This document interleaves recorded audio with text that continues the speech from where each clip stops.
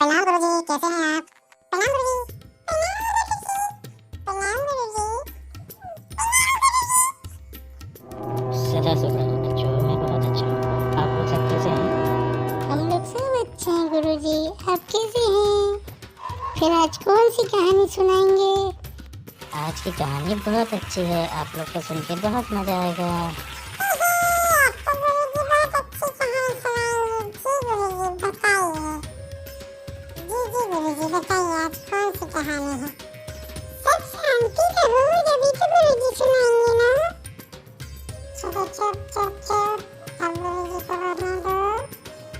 ठीक है बच्चों, अब चुप रहो। अब मैं सबको सुनाऊंगा एक बहुत ही बढ़िया कहानी। आज की कहानी का नाम है आलस रूपी भैंस।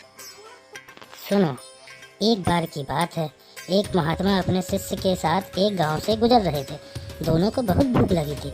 पास में ही एक घर था। दोनों घर के पास पहुंचे और दरवाजा खटखटाया।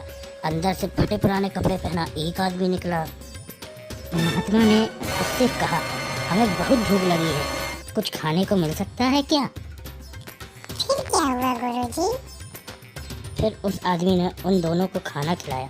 खाना खाने के बाद महात्मा ने कहा, तुम्हारी जमीन बहुत उपजाऊ लग रही है, लेकिन फसलों को देखकर लगता है कि तुम खेत पर ज्यादा ध्यान नहीं देते। फिर तुम्हारा गुजारा कैसे होता है? फिर क्या हुआ गुरुजी? फिर आदमी ने उत्तर दिया, हमारे पास एक भैंस है जो काफी दूध देती है, उससे मेरा गुजारा हो जाता है। रात होने लगी थी, इसलिए महात्मा शिष्य सहित वहीं रुक जाते हैं। फिर क्या हुआ गुरुजी? आगे बताइए। रात को उस महात्मा ने अपने शिष्य को उठाया और कहा, चलो हमें अभी ही यहाँ से निकलना होगा और इसकी भैंस भी हम साथ ले चलेंगे। शिष्य को गुरु की बात अच्छी नहीं लगी, लेकिन करता तो क्या करता। दोनों भैंस के साथ लेकर वह चुपचाप निकल गए वहाँ से। गुरुजी, ये तो चोरी हुई ना? उन्होंने ऐसा क्यों कहा? ऐसा तो करना चोरी होती है। हाँ बच्चों, ये बात तो गलत है, लेकिन महात्मा ही जाने उनके मन में क्या चल रहा था। आगे की कहानी सुनो, उसमें आपको पता चलेगा। यह बात उस शिष्य के मन में खटकती रही। कुछ सालों बाद एक दिन शिष्य उस आदमी से मिलने का मन बनाकर उसके गांव पहुंचा। जब शिष्य उस खेत के पास पहुंचा तो देखा खाली पड़े खेत अब फलों का बगीचा में बदल चुके थे। हाँ बच्चों, आगे का सुनो अभी। उसे यकीन नहीं आ रहा था, तभी वह आदमी सामने दिख गया। शिष्य उसके पास जाकर बोला, सालों पहले मैं अपने गुरु के साथ आपसे मिला था। आदमी ने शिष्य को आदरपूर्वक बिठाया और बताने लगा, उस दिन मेरी भैंस खो गई। पहले तो समझ में नहीं आया कि क्या करूं।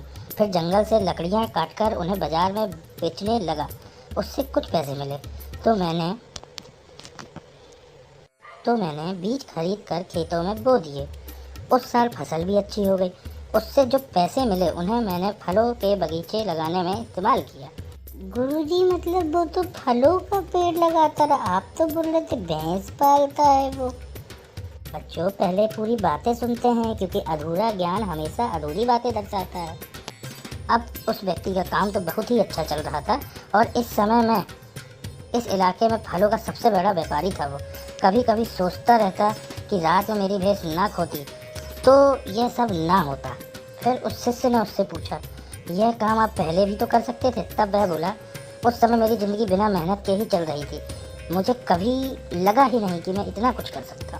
तब वह बोला, उस समय मेरी ज़िंदगी बिना मेहनत के चलती रह गई और अब मैं सोचो कैसे मनाऊं अपने आप को, मैं इतना कुछ कर सकता हूँ। तो फिर बच्चों, इस कहानी से आप लोगों को क्या सीख मिली?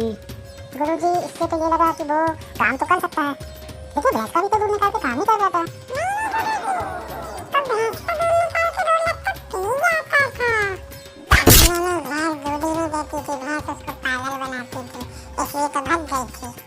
हाँ, वो भैंस वो उन लोगों के साथ क्यों चली गई थी यदि वो अपने मालिक के साथ रहती थी? तुम लोग चुप रहो। तुम लोग ये बताओ, कहानी का मतलब तुमको समझ आया? गुरुजी, आप समझाइए इस कहानी का असली मकसद क्या था? तो लोग सुनो बेटा, अगर आपके जीवन में भी तो कोई ऐसी आलस रूपी भैंस है जो आपको बड़ा बनने से रोक रही है, तो उसे आज ही छोड़ दें। यह करना बहुत ही मुश्किल है, लेकिन असंभव नहीं है। समझ गए? इससे ये साबित होता है कि हम किसी भी चीज़ पे आश्रित रहेंगे तो हम कभी आगे नहीं बढ़ पाएंगे।